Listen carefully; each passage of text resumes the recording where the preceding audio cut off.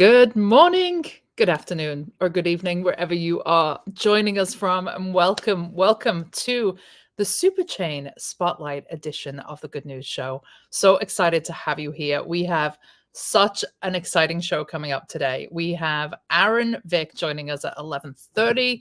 We also have Ted Lasso joining us shortly for Ted Not Lasso joining us for an exclusive interview. That is coming right up. And we're also going to get into the latest news from in and around the Superchain. Aaron is here. Let's say good morning to Aaron before we even get started. GM, Aaron, are you testing out your connection here, or can we get you for a quick hello? He's hiding behind his BFB. All right, we'll see you at 11:30, Aaron. We'll come back to you. All right, so if this is your first time here, big welcome. Thank you for joining us. And if you're a returning member of the Good News Show, so excited to have you here. This is the Superchain Spotlight edition of the Good News Show. I am your host, Rachel Wilkins. And as always, thrilled to have you join us as we embark on this weekly journey every Wednesday into the heart of the Superchain ecosystem. And if it is your first time tuning into the Good News Show, a big welcome. We have been around since 2022. In 2023, we partnered with Time as part of their TIMEPieces Web3 initiative. And over the years, we've rolled out over 350 episodes, opened our doors to over 100 guests, and dived deep into the minds of some of the most brilliant innovators out there. And all of this has been in the pursuit of one thing, and that is building a community of forward thinkers like you who share our excitement and optimism for what emerging technology has to offer. So today we have a super fun guest joining us. I did kind of spring this on her last minute, so I'm very excited that she's joining us, especially because it is super early in the morning on the East Coast. So GM to Ted Not Lasso. GM, how's it going? Thanks for having me. Oh my gosh, thank you for getting up early. I don't know whether you're an early riser or not. I'm an early riser. I've been up, so You've we're probably good. already been surfing, I'm guessing. Not this morning, but other mornings, yes. All right. So Ted, we have not actually connected. This is my first time actually meeting you. So it's good to have FaceTime in front of a huge audience, hopefully. But would you kind of tell folks like a little bit of your background? Because when I was doing my research, you have a super diverse and dynamic background. But tell us kind of the journey and the segue into this Farcaster ecosystem and what brought you here. That's a good question. A lot of people can't find me, so I'm impressed that I don't think it's that hard. Molecular biology? Like, yeah, I know. So let's see. I I'm obsessed with problem solving. I think that's like the number one throughput for everything that I've done. And I love problem solving with teams and with kind of like highly energetic stuff. So what that brought me through was I studied molecular biology, was going to do med school, was thinking about that, ended up going to play water polo professionally abroad to just figure out what I wanted to do. Came back to the States and ended up working for like an impact, like a really boutique impact consulting company where our clients were brands, celebrities, startups, and big tech. So think like Gucci, Madonna, 23andMe, all the way to like Facebook as well. So did that. Kind of then ended up getting recruited over to Morgan Stanley to do the same thing for their family office clients, so like business entrepreneurs, and also helped build out kind of one of their $6 billion platforms as well. And that's how I actually got like fully nerd sniped into crypto. Was one of the family office clients was like, this crypto stuff is like really interesting. You should like, can you do more research for it on us? And so I had already known about like Bitcoin and Ethereum and kind of all of the more mainstream like blue chip tokens. But once I started doing research, I was like, I need to work for an early stage or seed stage crypto startup. Like that was what I wanted to do. So that's what I did. I went and worked at Goldfinch, one of the first real world asset protocols, for about 2.5 years. Yeah, 3 years almost. So that's it. And I was reading, or I was listening actually to the episode that you did with Prof. Woda, and you were talking about how you connected with Dan in pursuit of just kind of deepening your learning experience on the crypto community. And so it was kind of a happy accident that brought you here. But you also talk about kind of learning out loud as you go, and this idea of like making space for women in the community, because I think it's no secret that crypto is, I would even say, maybe perhaps worse than some of the industries that we see in terms of the balance of equity that's here. So you were somebody who was kind of pushing for that little bit more diversity, a little bit of a place for people, women, to actually come and make space and connect. So talk to us about that experience and kind of how that was received. Good question. And I also have to give like major kudos to Adrian, who leads up the Farcaster channel. I think Ivy too. I know there's a bunch of others, Stephanie, who've really taken it and shepherded it and grown it into what it is today. Priyanka as well. Caro, there's like so many incredible women. I had the benefit, or I guess I would actually call it an advantage of Farcaster when it first started was when all of like the woman branded PFP collections were huge. And so like me having a female or like a girly looking PFP, but the name Ted, like actually didn't reveal that much about my gender. And so the assumption was that I was just a dude for a lot of it. And so I think I just got to be treated like, I don't know. There was like I didn't feel any gender, like I didn't feel anything. I was just like, oh, I am who I am. I was like almost like completely gender neutral. Like, look at all this privilege I have. This is Yeah, exactly. It's like, oh, like no one, yeah, like everyone just assumes I already know everything. So it was great. But then as I like started to like, I was like thinking about how am I spending time on social platforms? And I was like, wow, there's actually like no of the like content that I would want to see as a woman on these platforms. And I was like, we need to make it easier to find other women because everyone has these like PFPs and no one can really tell. Also, like half the women are actually men because of the PFP thing. Yeah. And then I was like, and we need to just like encourage non-crypto content because just by numbers, like there's less women, as you said, like there's less women in crypto than like other industries. And so if we're only talking about crypto, that's only going to appeal to a kind of like majority men population. So that was my thinking. And I like tried to, Dan and I chatted about it for a little while and he was like, I'm not sure. I don't like making a group if it doesn't need to be a group. And I was like, I hear you, but this is like more about like, how do we find each other? It was like a discoverability standpoint versus like we want our own little silo. Yeah. Right. Yeah. We want to talk about just women's issues and women related things. No, and one of the things that I've been really impressed by, and I have to say, like, shout out to Prof Werder on this because she tried to get me here like well over a year ago, right after the first or the last FarCon. And I was like, yeah. And I joined and I signed up and I kind of dipped my toe and I was like, I don't know what I'm doing here. I feel like I'm speaking into the abyss. And, because I've been building on Twitter, and she was like, no, you really should look at it. And I was like, I don't know. And so it took me a while to come back. But one of the things that I have really loved is just the accessibility of people and this kind of altruistic, even without degen, if you take degen out of the equation, this altruistic kind of support for each other, the amplification, the willingness to make connections. What do you think it is about Farcaster that's kind of, do you think it was born from a need of not having that on other applications? I think there's two things. At the time, crypto Twitter was just like a hot dumpster. Yeah.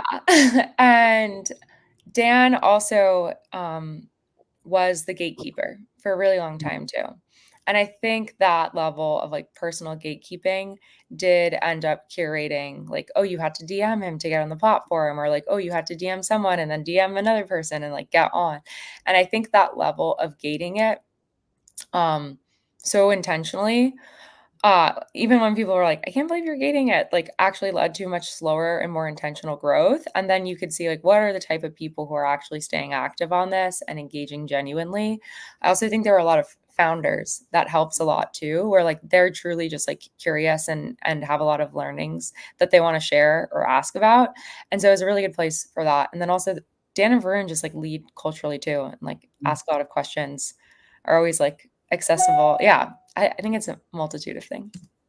What do you think? Like, I don't know, you coming in later, like, what do you see as like, because again, like there was a lot of this before degen tipping, as you know, but yeah, I'm curious what you think it is. I think the most important thing that I took note of before I came here was, again, something Prof said, which was like, this is not social media, this is social networking. Yeah. We stop thinking about this as like broadcasting to an audience and think of it more about, who do I want to, get to know, like on a personal level, and then try to be as authentic as possible in how you pursue that.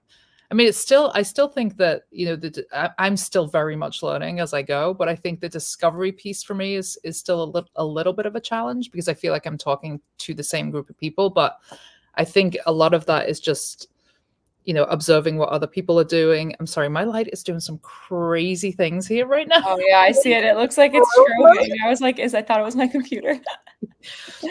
But I have found it to be very welcoming, and the degen component for me is just super fun. This idea, especially to be able to go and reward creators who are putting out good quality content, or reward artists, like that is, and I know it won't be here forever, but it's such an attractive, alluring part of the platform for, I think, many people who are content creators.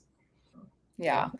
It's interesting to hear you say that, it won't be around forever, like the incentives, because I think people forget that often.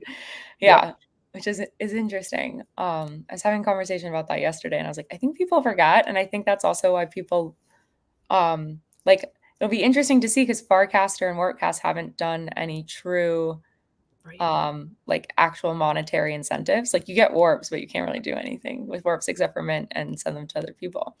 It'll So be interesting to see what the shakeout is like when that kind of the well runs dry. If like what kind of people stick around. yeah, exactly. So Yeah. So we've seen like a ton of explosive growth, obviously, with Farcaster, and in turn, explosive demand for tickets for FarCon. And you have took on the brave challenge this year of being kind of head coordinator of this event. It's happening in Venice on May 2nd. Talk to us, first of all, about why you said yes to that opportunity, like what was exciting to you, and just what it's been like kind of getting ready for this and what you're looking forward to. yeah, you're catching me at a time when I'm like, it's like this thing Tired? called duck syndrome where like on the water, they're like cool, just like Uh-huh. bobbing along, but underwater, they're like freaking out, with their little, I So don't know what they're called, paddles.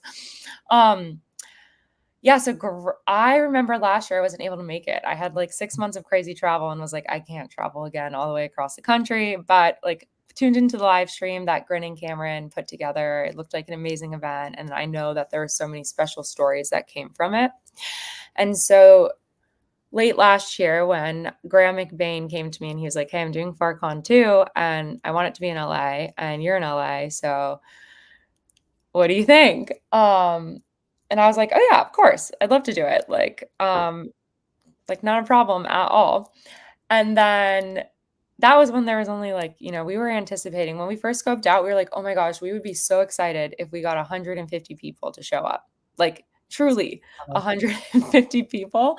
And so it was like kind of flabbergasting the first day when we got probably like 400 applications and we're like, oh, okay, that's not going to be an issue.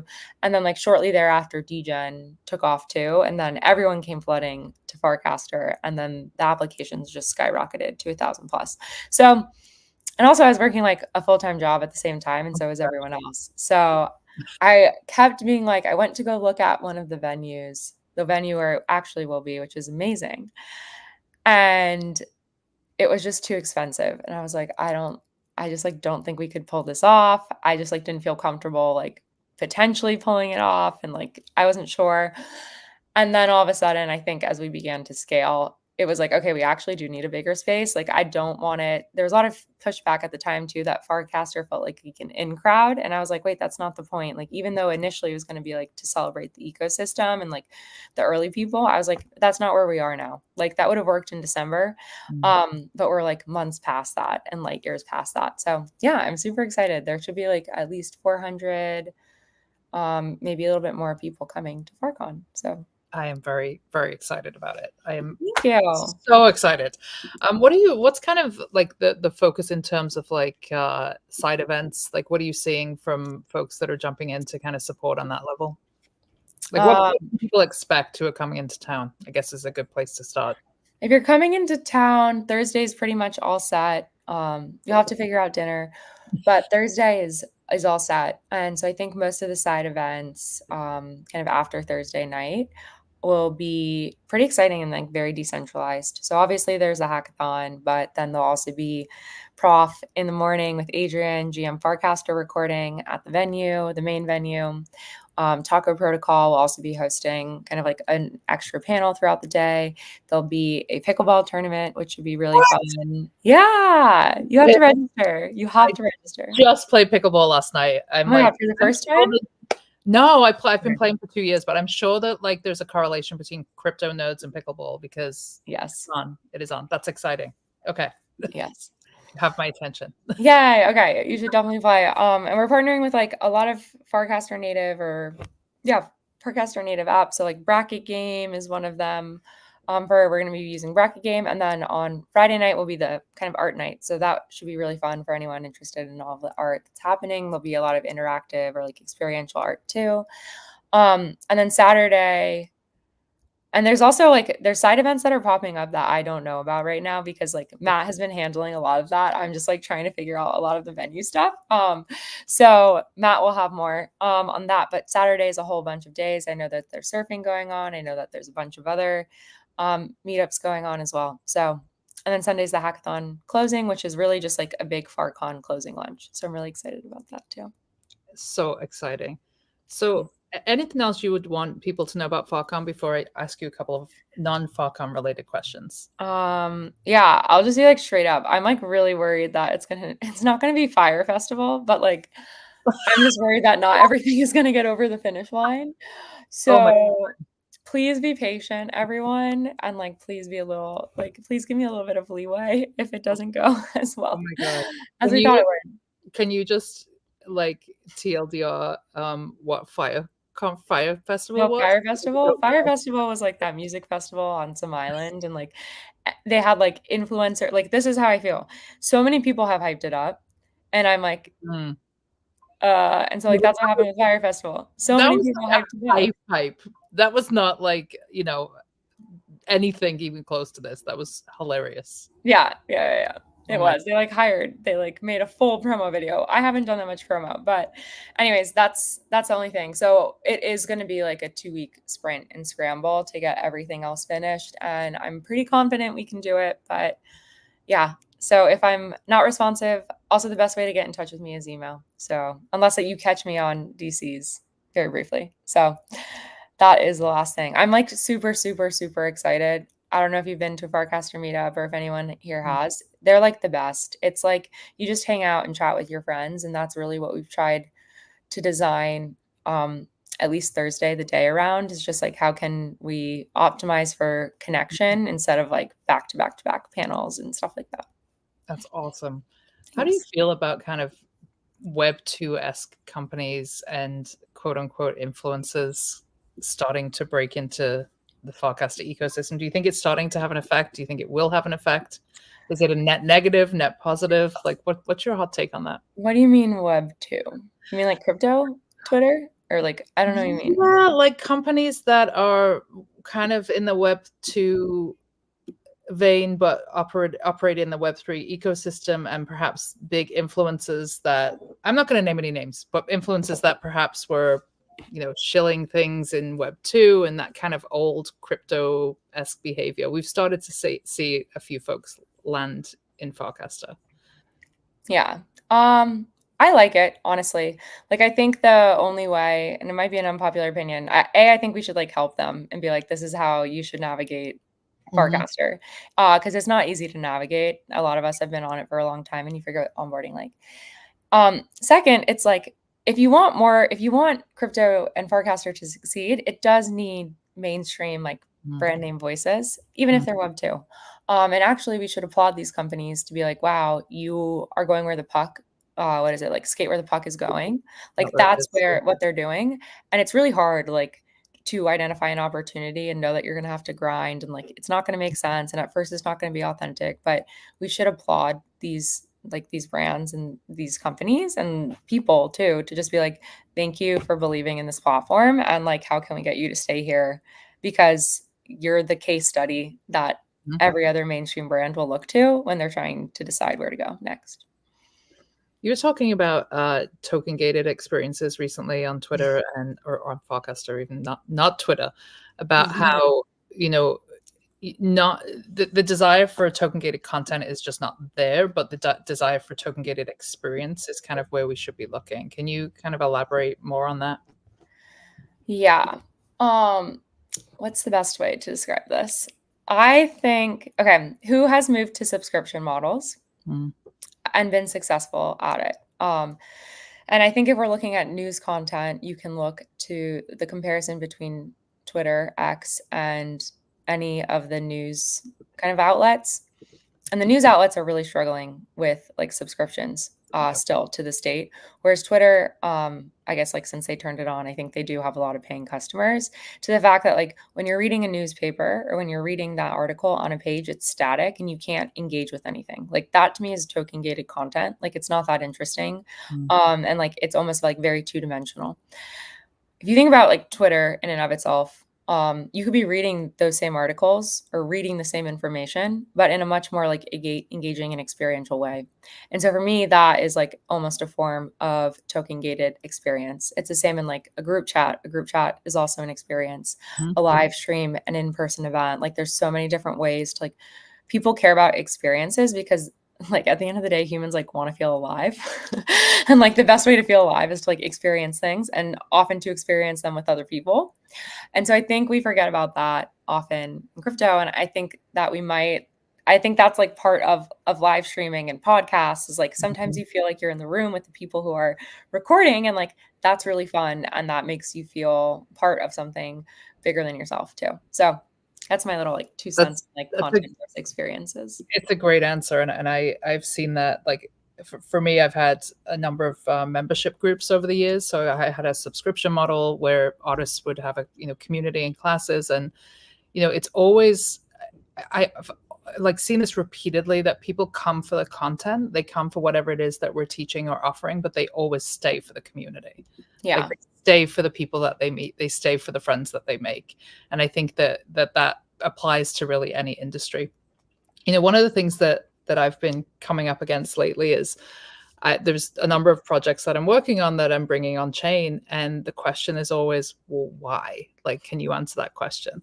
Like, for example, we're bringing a seaweed business. There's a seaweed business that's out in the Pacific Northwest, like the most non-on-chain business, but we're bringing in an on-chain subscription model. And I'm still struggling to answer that question to kind of the non-crypto Twitter or crypto S people, like why? What is the why? So I'm curious, like what your answer is to that question when people are saying life is going to be on chain is the new online, and on chain summer and all of this exciting energy that we see around this new technology. What is your response to that? Oh my gosh, I've had so many friends ask me this recently. Right? It comes up. It's like, well, why do we need the blockchain for this? And it's really hard for me to give an answer because in my brain, like Farcaster is the best, like the best example of it. And I haven't honed the pitch. Like I just haven't honed it and I need to think more about it. What I really like is like the ability ultimately to just like be able to like own your social identity and port that over and decide like which parts of it are you sharing, which parts are you not sharing, and kind of what leads from that. So like A, you're like owning your audience. B, you're also like owning your data in some way. And I know that like right now Farcaster is really public, but in the sense like they don't own that. It's like publicly owned data, which actually makes me feel better than like Facebook using it. Granted, at the end of the day, like someone could scrape it and there's always bad actors, but like at the end of the day, it can lead you to more like targeted personalized ads and a better user experience. There's like, and I think if you look at every single, I don't know. Sometimes I just like look at normal Web 2 apps now and I'm like, wait, this would be so much better if you integrated or built it on blockchain. And now I feel like I'm almost like too on-chain coded that I need to like spend 2 weeks like out on some like remote island and then come back and be like, okay, like let me rethink how normal people think about using technology. I think you hit on one of the big ones that I always lean into, and that is the audience. Like for years, I've been talking with creators about, so many creators that build their audience on one platform like Instagram. So, this idea that you could spend all this time building your entire business on this one platform, having all your collector relationships in the DMs, and one day you could log in and that could all be gone. All that equity that you've put in, all that time spent, all those relationships, and you could have no way of contacting those people. And it's like, well, now what? Like, what is your recourse? You don't have any legal recourse if they decide that it's in the terms and conditions that they can shut your account down at will, right? Without any plausible reason. And then you are left with nothing. So this idea that, and I still think it's a little bit of a lift to explain this to people, but this idea that you can take your audience with you. But I think Drac is a good example of that. We had Alex on the show. He was actually on our very first show. Oh yeah, he's great. So fun and so exciting to see like how quickly that is, like, people are adopting and getting excited about that. But this idea that your Warpcast audience is now automatically transferred to Drac, and so are you seeing any other applications that you're excited about being built on? It's interesting because this is like something that I don't know how I think it's a net benefit, but I don't know if we've thought through all of the details of it, and the fact that like a lot of people who read my written content may hate my short form videos. Why do you say that? Because like it's true. Like there's a lot of people who just like people like to consume content in different ways. Right. People might think that like, I don't know, my voice is annoying, or like, oh, I actually think she's like more thoughtful when she's writing stuff instead of talking. And like there's normal things. And I think that is true. Like there is a good overlap. What I don't understand is like if someone unfollows me on Dracula, does that mean that they're also unfollowing me on Farcaster? So I don't know that, but like it's interesting for me as I think through different types of content is like, how do you, there's like, again, like there's people on Instagram that I would never want to see like what they're tweeting.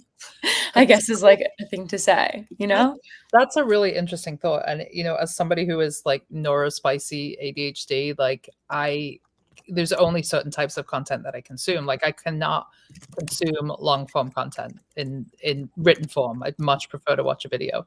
So that is an interesting way to look at it, because perhaps we then expose our existing audiences on one platform to another way that they prefer to be communicated with. But yeah, it could have the counter effect as well. Yeah, exactly. So we only have you for a couple more minutes. What are you excited about in terms of this new tech? Like, is there anything that you're seeing kind of bubbling behind the horizon, or is there anything that you're working on that you want to talk about? I'm very excited about a lot of these like prediction markets, actually. So like these like $1 fun prediction markets. So I was in like Crypto the Game, and somebody was like, Ted is King Wilbert, which is like this villain arc in the whole thing. And somebody like really quickly spun up a prediction market of like, is she King Wilbert? And I'm like, oh, these are like so fun. And I think another really interesting implementation of that is what Brian and Grace are doing with Unlonely and like the 30-minute tokens. And so I'm pretty, I don't know, I'm like torn on meme coins generally, but I really like these ideas of like ephemeral, like how do you get people to have like skin in the game, but also leverage of a truly just like a moment in time in a fun way that's engaging and that's on chain. Because I think about who people use their phone the most, like A, either if they're on a social network, or B, if they're playing games. Like people's Candy Crush or all that stuff is just like wild. So anyways, I think some of these like more entertainment things are what's really exciting me recently. And so one of the things that we like to do on this show, since we started this show in 2022 because of the FTX crisis and because there was a timeline just full of FUD. So we were trying to be like the antidote for essentially all the FUD. So we like to bust a little FUD here. We call ourselves the FUD busters. What is some FUD that you've heard on about Farcaster, about the blockchain community, about kind of crypto Twitter that you want to bust right here? I don't know. Some of the I just feel like most of the FUD about Farcaster is like it's centralized, blah blah, and I think people just like don't get it. And so sometimes I'm like, it's not even worth correcting, because I'm like, I don't know, like why would you just like dig your heels into the wrong understanding of it when it's like very clear? Yeah. So that's one thing. It's like everyone's like, oh, Dan like owns channels, and I'm like, guys, Dan is like a good person. Like I think he's shown us that. Like he's not trying to rug pull anybody, and like just because you're used to like really greedy like crypto Twitter, like doesn't mean that those norms are going to fly here. So like some people like FUD about that. And I'm like, doesn't bother me. Amazing. Top 5 people to follow, people who you pay attention to on Farcaster? Oh my gosh. I love Gio. I always mess up Gio. Gio, he is Brazilian. He's amazing. I also like Kia.eth. I love Adrian, obviously. How many people is that for? That's Yes. You got And one more. then I love Greg Skurloff, always posting Brad. He's like truly the best. So those are the ones I've been following recently. And top channel right now that you're spending time on? I think I'm spending too much time in work on, but I love July's channel. I also really like Six's channel. So like those two, I really like personal channels. Amazing. Yeah. I just got indoctrinated into the meme channel by Johnny. I'm fully immersed into the memes. I don't know how he keeps coming up with that many memes. It's insane. They're so good. Well, Ted, thank you so much for taking time out of your busy day. I know, as somebody who's been in the events industry, I know what it's like, and Godspeed. And we have to actually connect about it. Yes, we all have your back, and we're very excited. And yeah, we'll see you on May 2nd. Oh, thanks so much. I really appreciate it. Have a great day. Bye. All right, we are jumping back into our regular scheduled programming, and I have a guest co-host today. I have Mr. Aaron Fick joining me. GM. Oh my gosh, I forgot to get my damn banana. I'm going to go get it from the kitchen because, in fact, Aaron, you can introduce yourself. I'll do a dance. Yeah, tell people why we are getting bananas today. Well, we're getting a banana because it's officially Banana Day, which you informed me of. I didn't even know, and I feel ashamed. And you should shame me online for that. But I did have one, and I assume we could do some type of cheers toast afterwards. Okay, wonderful. For the photo op. Somebody screenshot this, and shout out to Sarah Script for letting us know that today is International Banana Day, which poetic timing because I'd asked Aaron if he would come be my guest co-host. And so, Aaron, why the banana? Oh man, Rachel, it was one of these things that just happened. It's kind of like you stopping in the middle of the insanity of New York and doing a podcast. Like it just happens. It was something that happened last year at New York, actually. I was on my way to some show. I can't remember whose event. And I grabbed a banana. I was like, I need sustenance. And I realized I could turn this into a bit.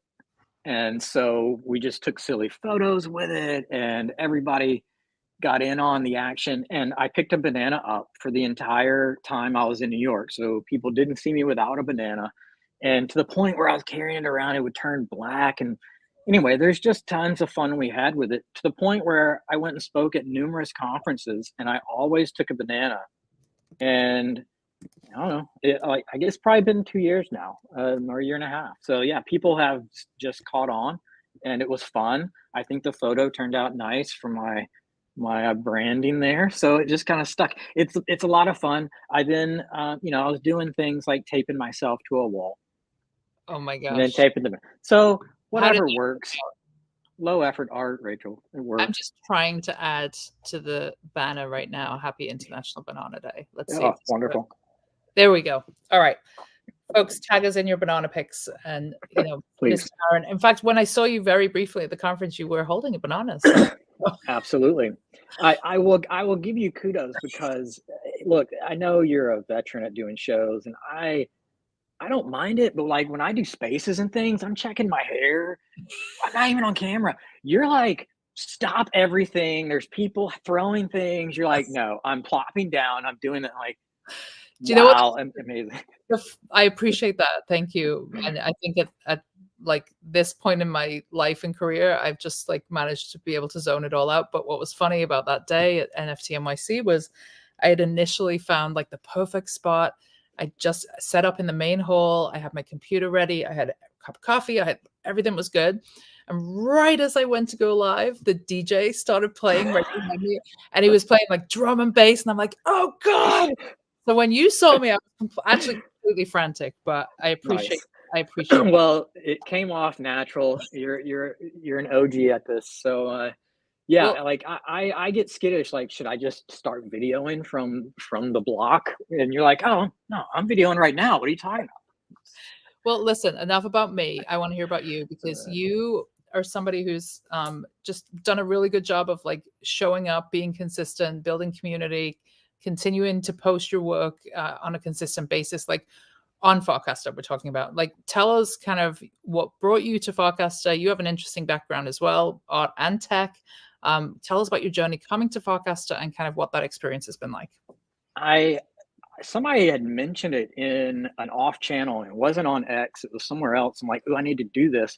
And my phone, I was mobile.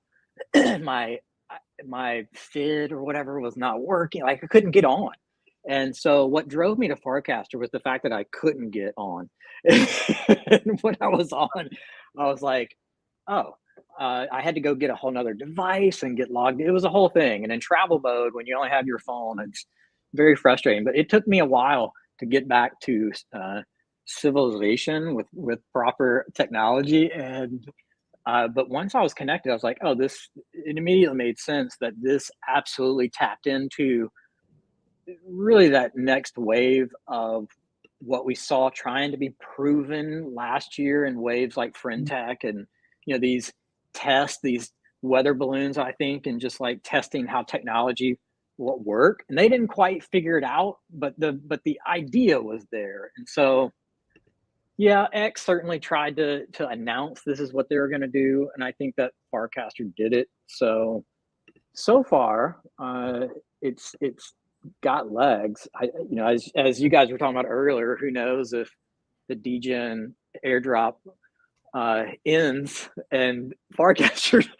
I don't know though. I still think that there's communities that even we sit in on X that still are not over here. We have people that I talk to that say, oh, I dipped my toe, but it still feels like it's just developers. Mm-hmm. So I'm curious where those timelines are going to intersect and how that's going to affect users. But that's me. I thought I stumbled in and got angry that I couldn't log in. And when I was there, I was like, this is the way. Mm-hmm. And I'm curious how it's going to continue on. Really, that's probably the biggest thing I've thought about is what happens when DGen airdrop stops and how the community sustains without recycling the old, right? Meaning some VC brand or somebody comes in and runs some type of airdrop. That's not going to fly. I don't think people want that. You guys talked about community. I think the thing that always sits with me is the fact that this technology continues to allow us to connect. Mm-hmm. And I think deep down inside of us, we keep wondering what we're doing, and we're chasing airdrop, but really we're chasing connection. And ultimately, I think that's, you guys were talking about the early days of tech and even early days of blockchain. I think the thing that excites me is we still don't know what we're doing.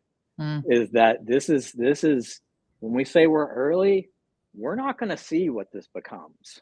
Yeah, like that's not our generation, right? We're still very much like building out loud, and I always say that I sound like a broken record, but I was thinking about my experience with Twitter, and so I really wanted to analyze the data with Twitter from the beginning, and I'd had an account since like 2013, but not done a whole lot. And then when I made the decision to really go in hard on, I don't want to say crypto Twitter because it really wasn't. It was started as NFT Twitter. And that was like the beginning of 2022, even though I've been around since 2021. I kept a record of my follower count. So like it was like 1,500 in the early January 2022. And I observed kind of based on my behaviors and whether I was doing spaces, like I observed like how it increased. And it took me until like 2 months ago to get to 10,000 followers. And I kind of had that as like a benchmark. And then, in the last couple of months of being on Farcaster, I was like, all right, so in 2 years of putting in hours of content. And when I say hours, at Right. one point, I was doing a daily space every day, Monday through Friday, work days, of at least 2 hours a day, plus numerous tweets, numerous DMs, numerous groups, all of this activity. What do I have to show for that? And when you talk metrics like income, revenue, any of the kind of hard data, I would say nothing to show for Right. it. But when you talk connections made, friendships made, businesses started, all of that stuff, I definitely can, show data there.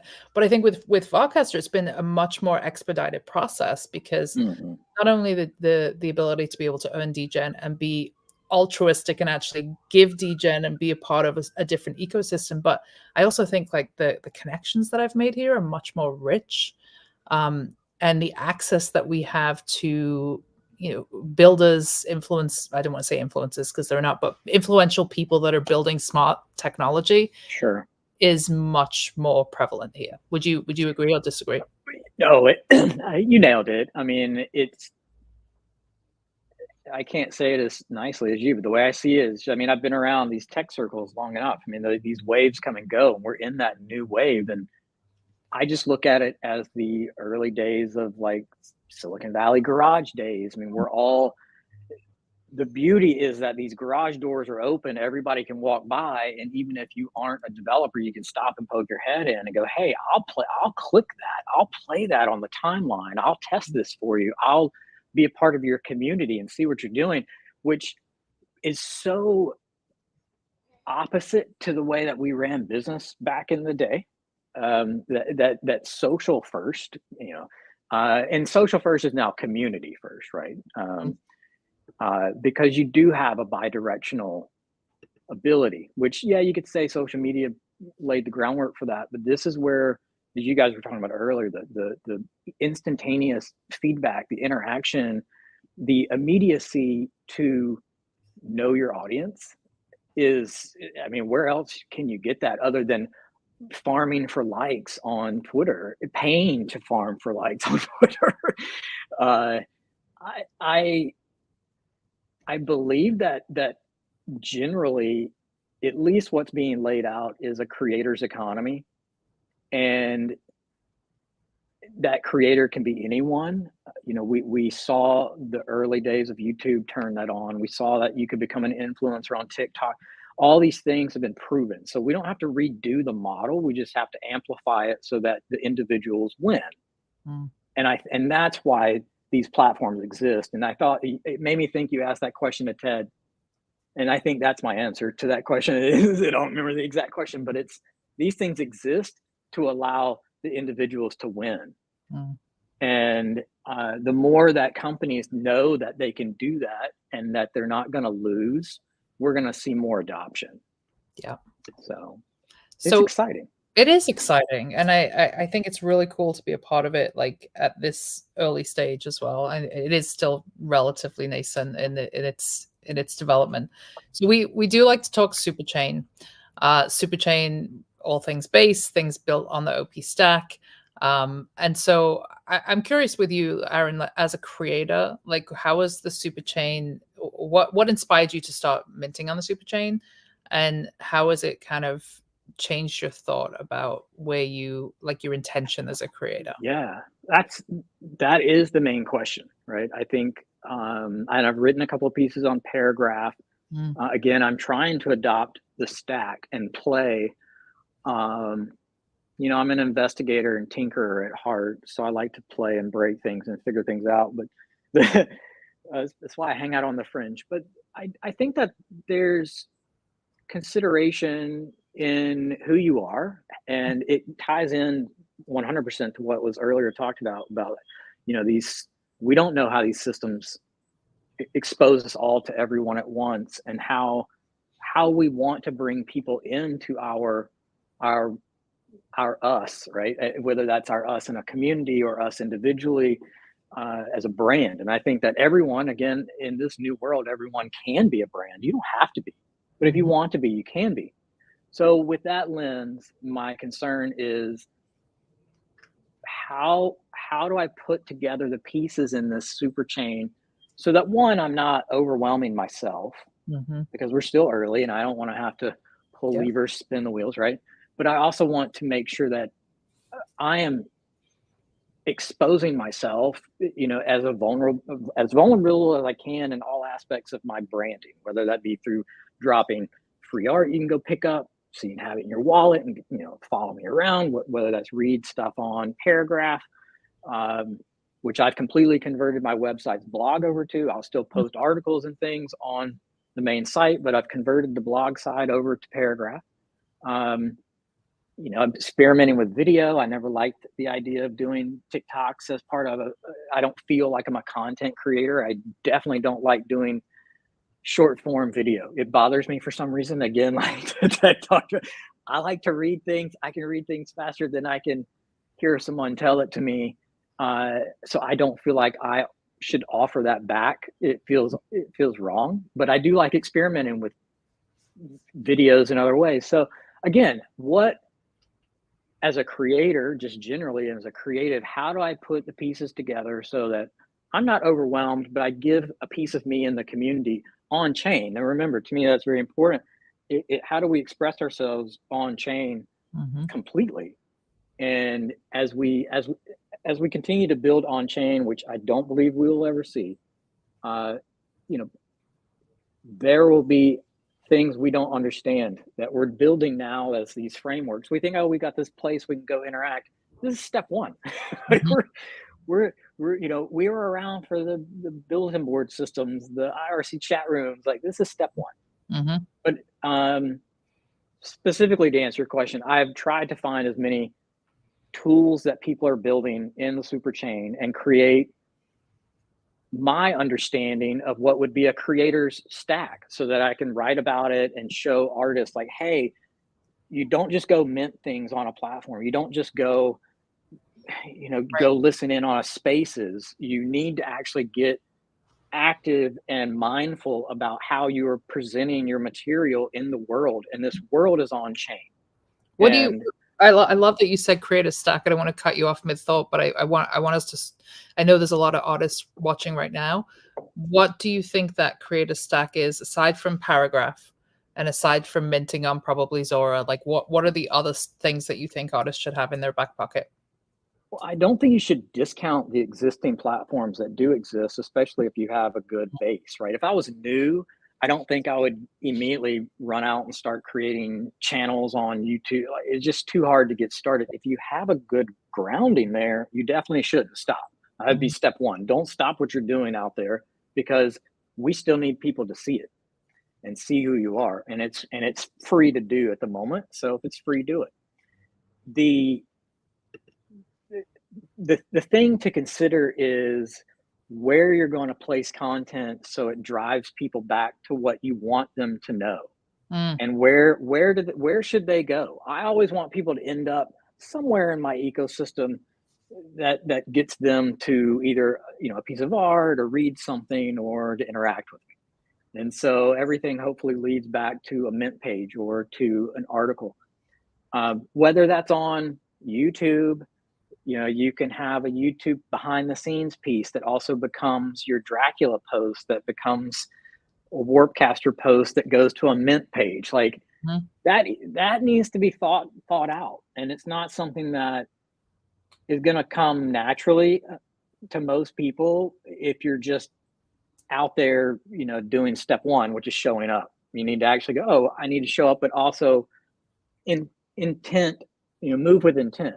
And and I've always thought that it's been hard kind of as an advisor to artists to like offer kind of advice that applies to everybody, because I don't think there is like a blanket solution.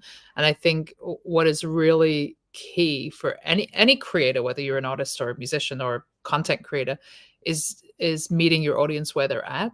And what is difficult with this is really kind of like a brand new playing field. Like, a lot of the collectors that are buying digital art are not native art collectors. They're not coming from, perhaps buying physical pieces. It's like a whole new generation of collectors. And so it's hard for me to kind of offer advice there. And I think one of the things that I've observed over the last 2 or so years of those that do have success in selling NFTs and in building community here is that consistency. It's that just being prolific, showing up day to day, and also the networking piece, like not being afraid to actually go into rooms where you don't know people, introduce yourself, and have the humility to be able to say, I don't know what the hell I'm doing here, but I'm here to learn. And like kind of Rad Laser Falcon, who is, a big part of the Good News Show and does the shows on Mondays with me.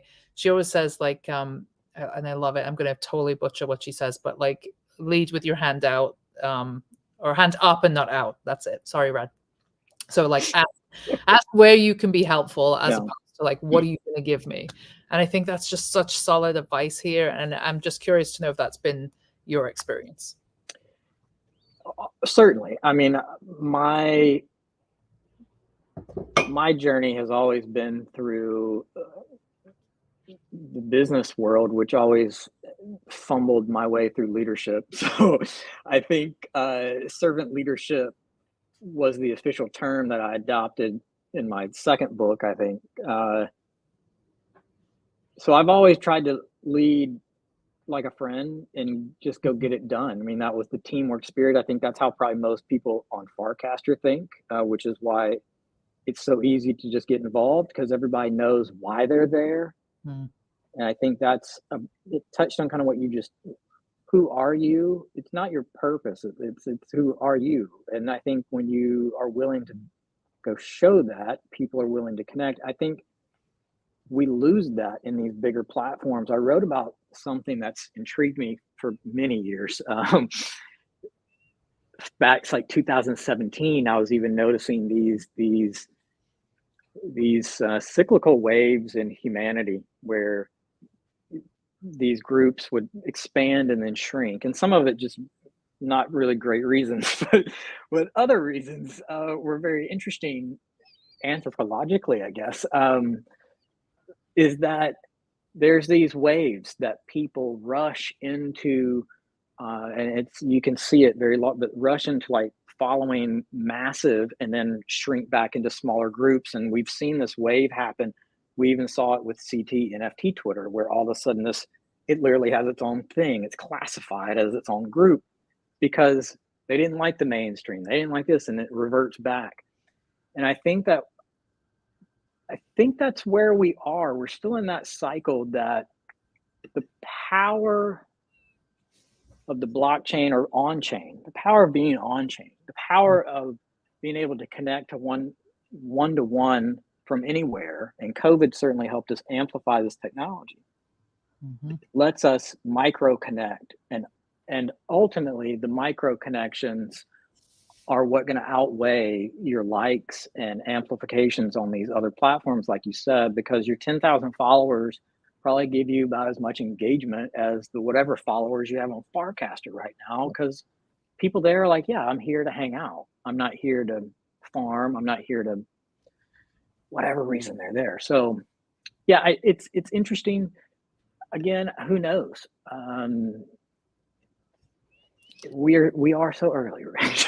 We are so early. And speaking again, I want to just give a couple of the headlines from this week. Superchain headlines, that is. So Base, another obviously key player in this ecosystem, has initiated a grant program specifically for DAOs, encouraging them to transition to Base. The grants are up to 1 ETH, which underscores Base's commitment to fostering a robust, decentralized organizational landscape. So how do you feel about DAOs, Aaron? I love them. I think that they work if you work it. It's like everything else, right? A lot of people think DAOs are just because no one's at the top. Idealistically, it doesn't mean people have to put it. The work still has to be done. So I think there's some interesting use cases for DAOs, as long as some of our government overlords don't harass us too much about them. I do think that they're an amazing piece to the ecosystem. Again, I think some of these things we take for granted because we're so early that we're like, oh, that's a key to that. But at some point, we don't talk about HTTPS anymore. Right. Like, I think we also won't talk about what chain we're on. We won't talk about, like, it's coming. We're just not quite there. But no, DAOs are amazing if they're designed and managed with purpose. What do you think about this idea of like not just DAOs, but mainnet projects actually moving onto kind of L2s? You have any take on that? Well, it's cheaper. I mean, great. If there's a use case for it, I think that everything's situational and relative at this point in time, because we're all in flux. We're rushing to chains. We got L3 now, so we can talk about that. There's a grant program for that. Where do you want to live? That's location, right? You're going to have groups, I assume, that won't, super rare, probably won't leave ETH, right? That's just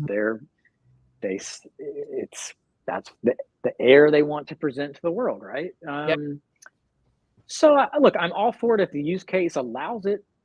There's some projects and things that should stay where they are because of the historic nature and provenance of the project. So I think if there's better ways, and again, some of these tools, even if you didn't fully move a project, I think we haven't seen a lot of business layer tools appear. We've still been hacking our way through blockchains, trying to connect to websites and writing stuff down in spreadsheets. Like, at some point, we're gonna have business layers that'll get developed, and we'll see easier ways, and nobody will wonder what chain I'm on. It'll just be Superchain, right? So it's I kind of see that mainnet as provenance and history and preservation, L2 as accessibility and ease of use and freedom to kind of roam between applications, and then L3 right now at least is like it's like the fun park, right? It's like where you can go and have a little fun with degen and perhaps play in the meme coin sandpit, shall we say? Yeah. Well, there's a lot of interesting ecosystem activity in L3 that does kind of go beyond just the meme, and I think it's actually interesting to. What are you seeing that's exciting to you? Well, gaming. You guys talked about interaction on the timeline. Building inline games. I think you posted one that was Western or something the other day. That was fun. Shout out Brett Cat for a minute, my co-host extraordinaire, who's taking today off, but he's literally can build in seconds. It blows my mind. But like, he just launched yesterday in collaboration with Brian Morris, who is an amazing builder and part of our Good News family as well, a Western game that is built on degen that also burns the supply. So wow, we have to. It was fun. I lost a bunch, but never won. I died instantly. I'm going to try and find it and drop it in the chat as well for people. Yeah, but it's fun. I got very excited about that because it's great. I've been trying to think before Farcaster dropped. I've been actually thinking of trying to raise some funds to do, and actually I'm looking at some grant programs to try to do some different things with the banana. I had an idea of an endless runner game, and I think we can bring it over to Farcaster. I think we'll have to start. It'll be baby steps because there's no graphics at the moment. But I think when we figure this out, it's going to be amazing. You can play a little game, earn some degen maybe. So yeah, the ecosystem in L3, I do think it follows suit with what I've been pondering, which is there's a moment in time where the gig economy becomes the personal economy. We're in a creator's economy, but I do think it's going to shift. I think it's just going to become the personal economy. And I think that if these trends still hold, I think what we'll see is that everybody will just have their own coin if you want one, right? And you have a coin on Unlonely. You have a coin, like there's coins, tokens, keys, whatever you want to call them, everywhere. But I do think that the rise of personal tokenization is coming as you build your audience, and we see it everywhere else. We see it in DAOs. We see it in apps. It's coming. To me, that's interesting because we don't really know how or why that economy will hold itself individually, but I do think it's there. Yeah, and that can happen on L3, right? Because if you do it on any L3 would be an interesting place. So I think there's a lot more to see. I think that the creativity just keeps spawning in little circles, and if you keep feeding it, which we've always seen, right? If you feed the artistic side, things will happen, and you just need to build that playground. And I don't know a better place than Farcaster to do that right now because of that immediacy. So exciting. Kudos to builders. Yeah. Well, shout out to you, Aaron, for being a member of the Thanks. Good News Club and just a all around good human and supporter of what we're doing here. And, any way that we can help and support you. Yeah, cheers. Happy International Banana Day. I will be rocking this today. And we're at the top of the hour. Let me throw this this banner back up, the International Banana Day. But final thoughts, anything you want to leave people with? How can they follow you? How can they support you? I'm on Farcaster right now. Don't put me in any direct chats because it's too busy on the timeline. That's where I am, Aaron V. And look, you're doing amazing work. I'm so glad to finally get to interact with you, even so briefly at New York. And keep doing your thing. Likewise. All right, folks. This has been, I think, episode 3 of the Superchain Spotlight edition of the Good News Show. We're going to be back next week with Brock, Mr. Breadcat, back in the co-host spot and a special guest. But thanks for tuning in and spending some time with us, folks. We really appreciate it. And we will see you soon. Thanks, Aaron. Bye.